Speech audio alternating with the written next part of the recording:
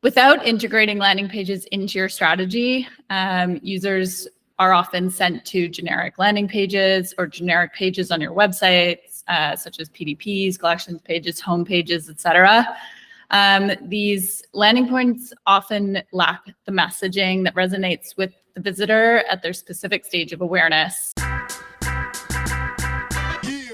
Hi everyone, my name is Romo Santiago, and this is Experiment Nation, the podcast. On today's episode, we have a very special guest. Her name is Claire Moore from Splitbase. Claire, for those who don't know you, how about you introduce yourself? Hi, thanks for having me. I'm happy to be here. So I'm a senior optimization manager at Splitbase. I got started in CRO about 5 years ago when I was working at another brand managing their whole online presence. So that involved doing web development as well as CRO. I realized after a couple of years of doing that I was less interested in becoming a really great developer and definitely interested in CRO. So that's what brought me here. Aside from that, when I'm not working, I'm usually outside hiking, cycling, or skiing in the winter. I'm a big outdoors gal. Well, it's great to have you on the show. Before we move on, is there anything else that's going on in your life that you'd like to share with our followers? So lately, I've been getting really down and dirty with online quizzes, particularly as part of optimization strategies to help clients create better user experiences for their websites, finding out what kinds of quizzes work, what doesn't, and how they can improve performance and findability of products. Cool. So let's jump right into it. The topic for today is landing pages. Before we start, how about you share with us what a landing page is? So landing pages are, generally speaking, a page that users land on after clicking on a link to, in an email or an ad. What we're going to be talking about, or what I'm going to be talking about today, are standalone pages that are specifically designed to motivate, build trust, create urgency, and ultimately convert users. They matter because when used correctly, they can significantly improve the effectiveness of ad campaigns and really maximize the ROI of ad spend. Okay, so now that we've covered what a landing page is, what happens when you don't integrate it into, your overall strategy? So without integrating landing pages into your strategy, users are often sent to generic landing pages or generic pages on your websites, such as PDPs, collections pages, home pages, etc. These landing points often lack the messaging that resonates with the visitor at their specific stage of awareness, as well as their needs, and tailored to their acquisition source.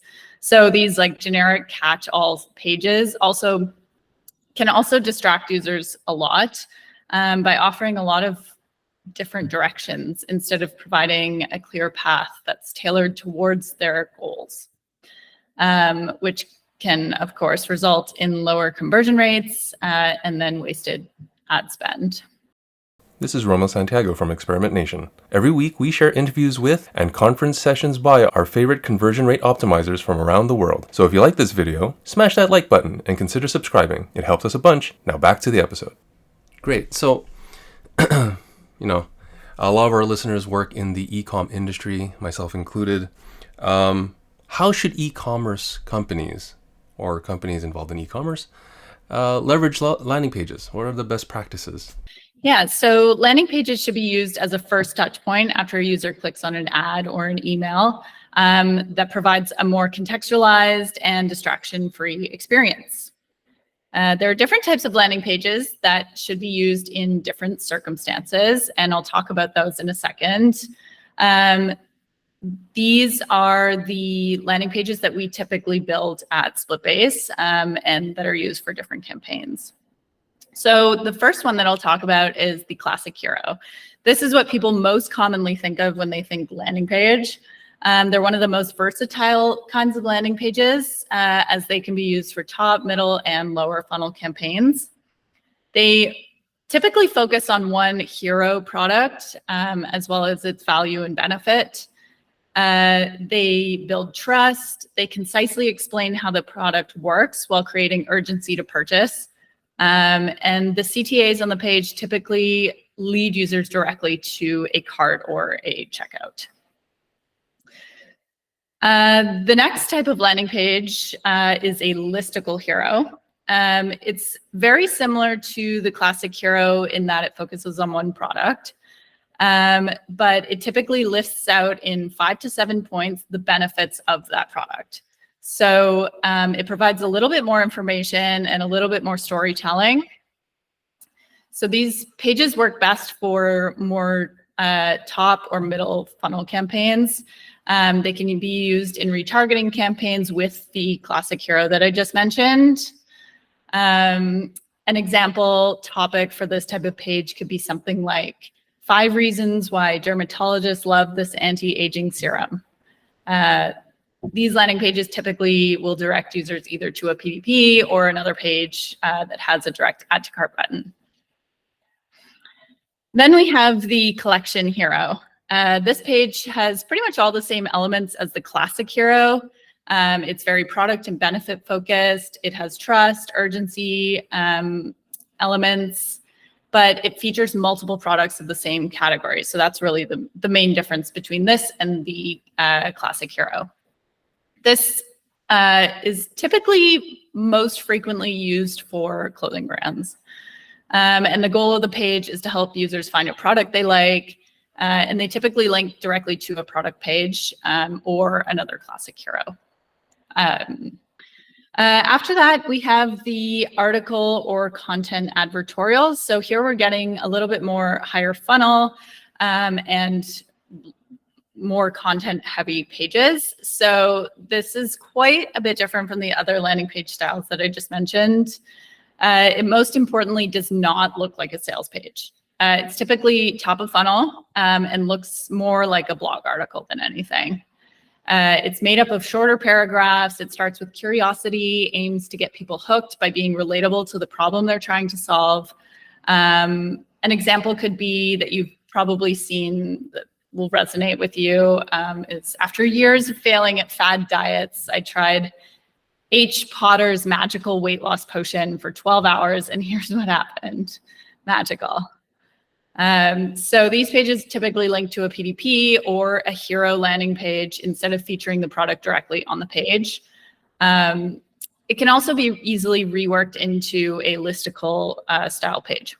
Then finally, we have the listicle advertorial. It's just like the listicle hero in that it's 5 to 7 points in short paragraphs, but it's meant for slightly higher funnel traffic. So the content is less product and offer focused and instead focuses on educating users on the problem that the product solves.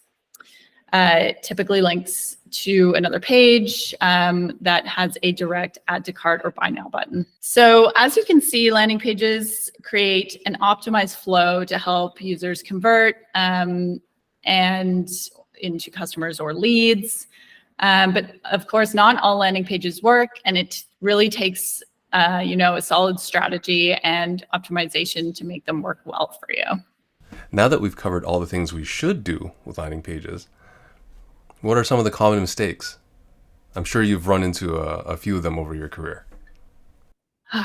Common misconception is that landing pages are one size fits all.